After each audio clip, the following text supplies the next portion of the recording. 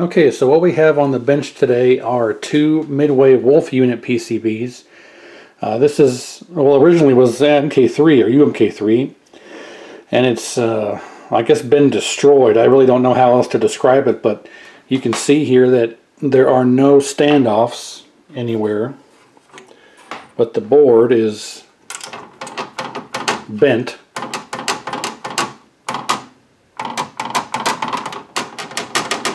And these two chips have been destroyed, or at least this one has. This one's pulled off the board completely, cut off or something. This one's destroyed. This one's missing. Someone robbed the U45 and U47 chips and the U35 chip and the U57 chip and the security chip. And it looks like somebody has done some previous work to it.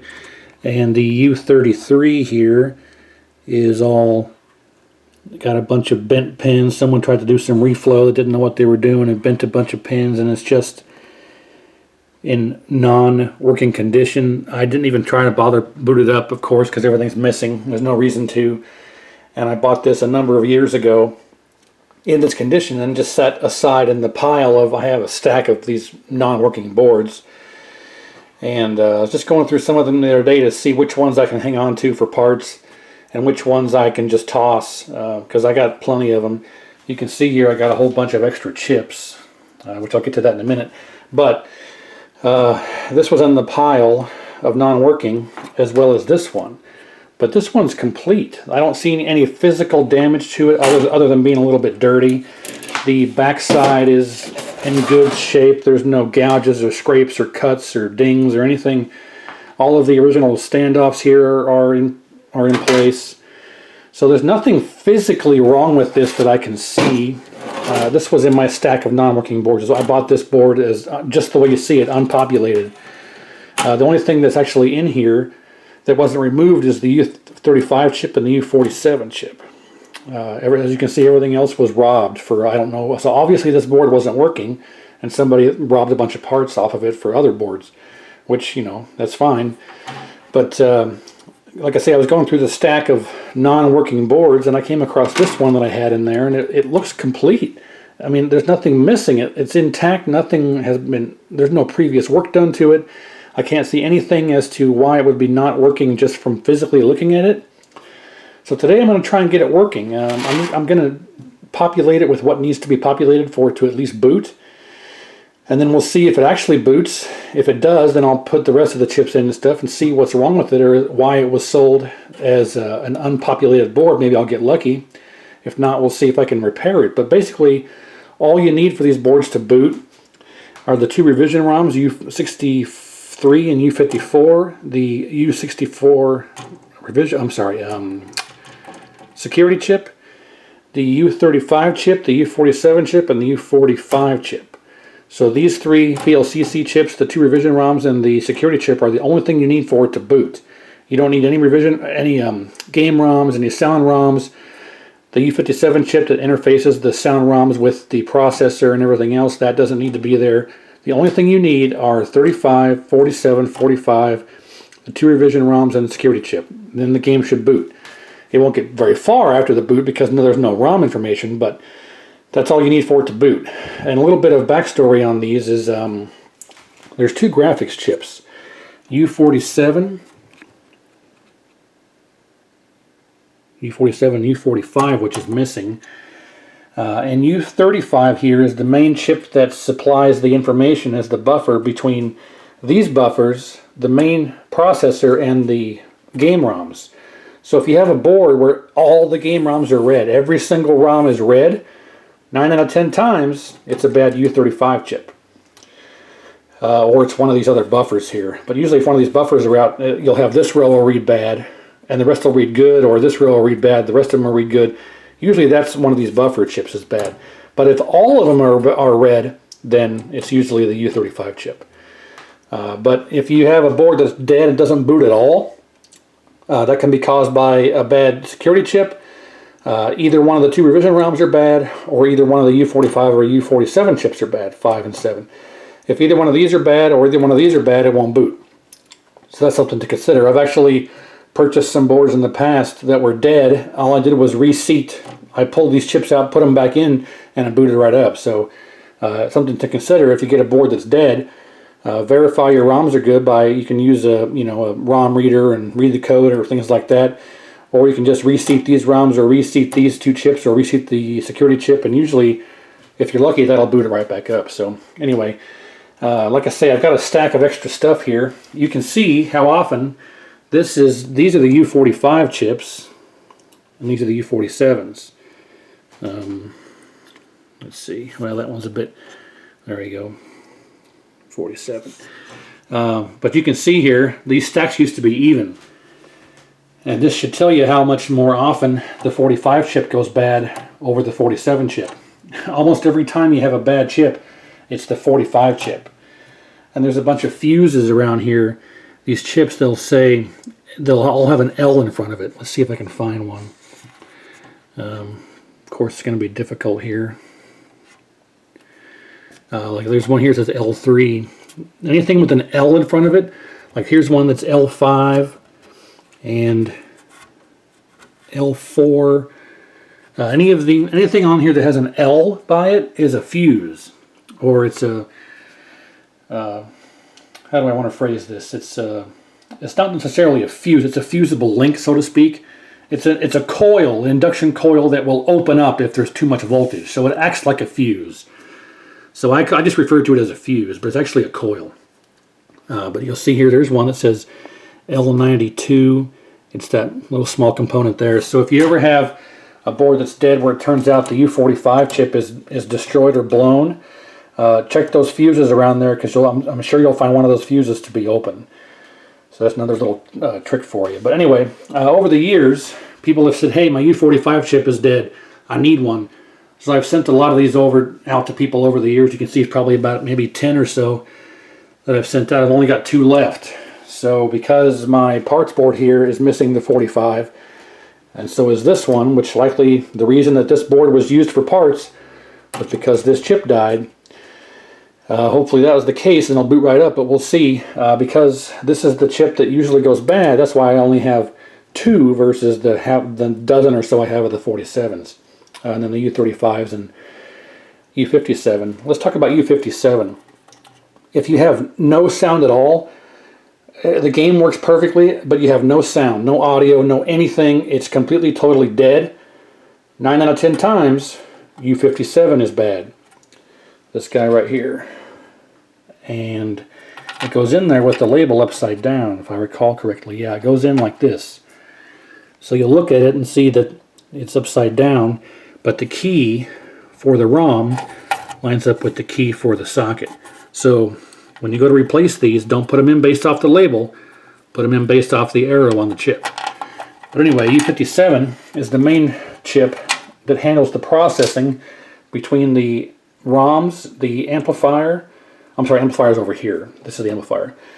The ROMs, the audio processor, and the main processor. U57 is what handles the communication between there. So, well, there's other stuff, but for all intents and purposes, that's the chip. So if this is bad, you will have nothing on the audio. So that's another tip for you. That usually is what goes bad. If you have crackly, distorted audio, it's usually the filter cap or the audio amp itself. But very rarely, I've never changed an audio amp ever on these boards in 16 years of doing this. I've changed the caps, and I've changed U57 and the ROMs, but I have never replaced the audio amp. And a lot of times you'll have some of these that will say U86 bad. And I'll say again, 9 out of 10 times when any of these 3 chips here go bad, U86, U80, or U73, if any of these ever go bad, don't change them out. Change U57, because this is what is part of the audio circuit that interfaces all this communication between the U33. So with all that said, let's start swapping some stuff over and install our revision ROM, security chip, U45, and then we'll boot it up and see what it does. So stand by one moment. Alright, so I've got a fully working, all original Survivor, or Mortal Kombat 3, not Ultimate, a regular original MK3. And I robbed the U57 just for later testing, but I robbed U57, the security chip, and the 2 revision ROMs. That's all I robbed from that board. That's all that's in here. And then this is one of the spare U45s that I had that I know is working because I've tested them in other boards, and that's why they're in the spares.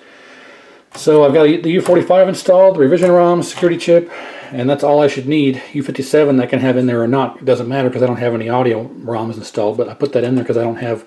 These two that I have, actually, I found out are missing a leg. Right there, you can see that one's... Well, nope, sorry. There it is. This one is broken off. If it focus. Sorry. Anyway, there it is. That one's busted off. And so is this one on the other chip. So I can't use these. I can fix it and put a leg in there and fix it later, but assuming this works, I put 57 in there just for testing later. But that's all I should need. So let's plug it in, see what it does. Hopefully this board works, and I think what probably happened was this board blew up this chip and somebody robbed it, and I don't know what happened, but you know, I bought this board completely, as you saw it, dismantled, completely empty. So hopefully all it needs here. Alright, that's on. Let's fire it up, see what it does. Hopefully it works. Well, it's got power.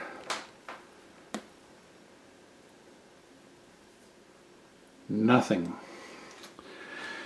Well, it's got no CMOS battery. Sometimes, depending on the CMOS chip, the CMOS chip is this guy here. It's actually not, it's U49. Now, there's different part numbers on different boards. Some of these require a CMOS battery to boot, some don't. But depending on which CMOS battery part number you have, you can either boot the game with the CMOS battery in or without one. So let's see. I don't know which part number, I don't have the numbers offhand, so let's see if I push the CMOS battery contacts shut, if it'll boot. Let me push this shut. Hey, there you go. Hey, it's working. Everything's going to be red though. Yeah, see? So that's very interesting. I'll take my finger out, if I get this all in one shot, I'm going to take my finger off of the CMOS battery holder. Yep, and it shuts down. So, that's interesting. So this must be one of the part numbers that requires a battery. And it does not have to be charged. It just needs something, as you saw, it just needs the contacts closed. So, I don't know if you've ever noticed in the past, people posting, but sometimes these boards require a CMOS battery to boot, sometimes they don't. And it's all dependent upon which part number of CMOS chip is in the U49 position. So, I know for a fact I've booted these games many times with no battery installed, and sometimes, like this board for instance, requires the battery. It depends on which U49 is installed. So alright, let's just take this one out of the UMK3 here. There's no reason to have it in there. If I can, let me put the camera down here. Alright, there we go. Got it. Alright. Let's slap it in here. Alright, so now that we know the board boots, it's going to come down to, I'm going to take all the ROMs out of the MK3 and put them in this board and fire it up and see if it works. If it does, hey, I got lucky because, you know, I bought this in a lot of other boards, and I got, like I said, I got it just the way it was. It was completely empty. I think possibly somebody either didn't know how to repair it or didn't know what was going on with it, or robbed U45. I can't say, but so far so good. So I'm going to get the ROM swapped over. I'm going to boot it up and see if it works. If it works, we'll call it a win. So stand by. Alright, so I got the board fully populated except for U57, which I'll talk about in a minute.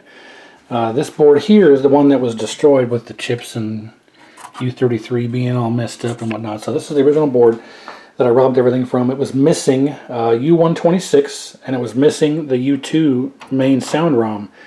I forgot to mention before about U57, I mentioned that if you have no audio at all whatsoever, 9 out of 10 times U57 is the culprit, but sometimes U2 can be bad, because if U2 is bad, you won't have any audio either. So U2 is another culprit that can cause no audio at all. But if U57 is bad, sometimes you won't even get the light over here for the activity on the audio circuit. So wanted to mention that as well. But anyway, so I was missing U126 and U2. And so I had to actually rob that off of, actually, no, U126 I had in my spare container. I have a whole bunch of random miscellaneous ROMs from pulled bad boards over the years. So I had a U126, but I did not have a U2. So I had to rob the U2 off of the MK3 board. I did not want to disrupt the UMK3. This is an original Survivor that was never upgraded to UMK3. It was probably pulled out of a machine that wasn't doing well on location, and I have no idea. But this is an all original Survivor, never mutilated, so I did not want to damage it by swapping ROMs and stuff. So I ended up pulling the U2 ROM because I had no other U2 ROM. So some of the attract sounds will be wrong, and like you won't hear Scorpion or any of the hidden characters are missing out of the ROM, out of the original MK3 ROM. But so this is all intact. I just stole a U2 ROM. The U126 ROM I had in my spares, as well as the security chip. As you can see, I've got limitless security chips. I even got one for WWF WrestleMania. The rest of these are all UMK3, UMK3, UMK3, UMK3. So obviously, yeah, I've got my fair share of bad boards over the years. And the U57 chip, I actually have one that I didn't have with the rest of my stash. I had it here in this foam here. So I actually had an extra spare one that's all intact without a missing leg. So we got to make sure we get it installed properly. The label is always almost upside down. So there we go. All right, so now it's time to boot it up. Obviously, if it all works, we won't have any attract sound or attract music because this is the original MK3. Doesn't have the code for UMK3. MK3 and UMK3 have the same U3 through U5. These are all the same between the two games, but they only upgraded U2 for UMK3 for the hidden character names and sound effects, and the attract mode sound is the only thing that's different. Music, I should say. So, and I was able to source another battery. It's dead. And I put the original one from MK3 back in. So let's fire it up. Make sure that's aligned okay. Yeah, it needs to shift over a little bit. Yeah, that's good. Okay. All right. So let's get this whole thing in frame here, and let's turn it on and see what happens. All right, got our test tone. That's good. All initial signs point to success. We'll let this go through and see what happens.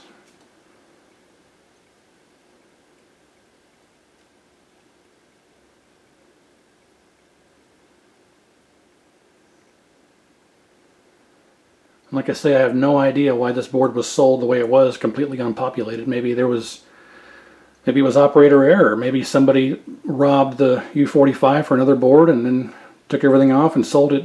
I have no idea, but maybe I'll get lucky here.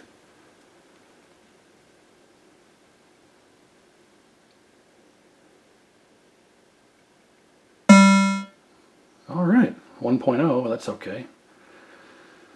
CMOS okay, that's odd. It's very odd that would say okay as opposed to invalid, because this is the first time I'm booting it up.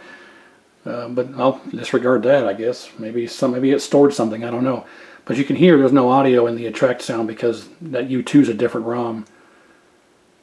So none of this is in the code.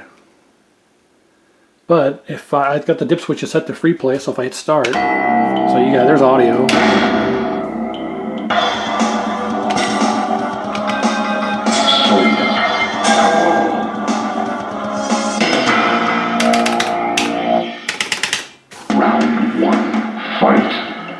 Well, no graphics glitches.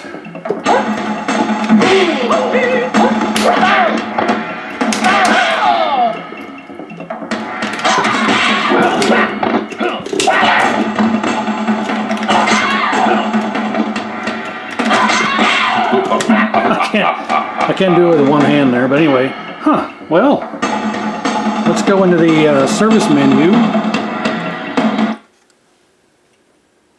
And well, it appears to be working. How about that? Excellent. Well, I won't celebrate too much yet because I need to go through and play it and give it a good checkout. But all initial accounts, all signs point to good. So I need to get the correct U2 burned, but hey, yeah, I mean, success. This has been sitting for quite a while in my bad/parts aisle, or in the closet where I have all of my bad boards stacked up. I was just going through trying to figure out which ones I can throw away and which ones I need to keep and do some testing on, and this one appeared to be complete, just empty, and yeah, sure enough, it works. I don't remember for the life of me when and where I got it from, but obviously it was in the parts pile because it was unpopulated. I probably meant to get to it at some point and never got around to it, but hey, I got lucky. So yeah, I've actually got a whole bunch more in the parts pile that have various things wrong that I actually probably could be resurrected, so maybe I'll start working on those too. Maybe I'll get lucky on those as well. As you can see, I got plenty of parts, so yeah, I mean, that worked out pretty well. So now I've got 2 boards. So maybe I'll change this to another game, WrestleMania or Rampage World Tour or something. Maybe sell it, we'll see. But for now, yeah, it appears to be good. So I'll give it a good, proper, complete test later after I get the correct ROM burned, and then verify the board is functional, and then maybe I'll change it to a different game. I don't know. But stay tuned, we'll see. This thing is too far gone. This is definitely now 100% a parts board. So that is what that is. And now I have one left. U45, I got one left. You can see I've got plenty of 47s, but no 45s. Like I say, I gave most of these away over the years. So I got enough to do one more board. So if I decide to do that or figure out what's going on, stay tuned and I'll make a video on it. Oh, I just noticed that this is missing too. U62. I think, now that if memory serves correctly, U62 is actually the CMOS chip. This is the CMOS chip, and this is part of the CMOS circuit as well. It's an interface between the battery and the real CMOS chip. I think U62 is the actual CMOS chip. This is the interface between it. Like Open Ice, NHL Open Ice uses a specific part number. If you were to try and convert the MK3 boards to Open Ice, it'll work, but you'll get an error on the screen that says CMOS chip U49 bad, unable to save settings. And that's because you have to have a specific U49. But U62 is the actual CMOS chip, so I apologize about giving that bad information now. This is the actual chip. Anyway, but if you have a problem with the CMOS chip, I keep calling it that, but it's always U49, not necessarily U62. So, all right, well, that's it. Thanks for watching, and I hope you learned something, and we'll see you on the next video.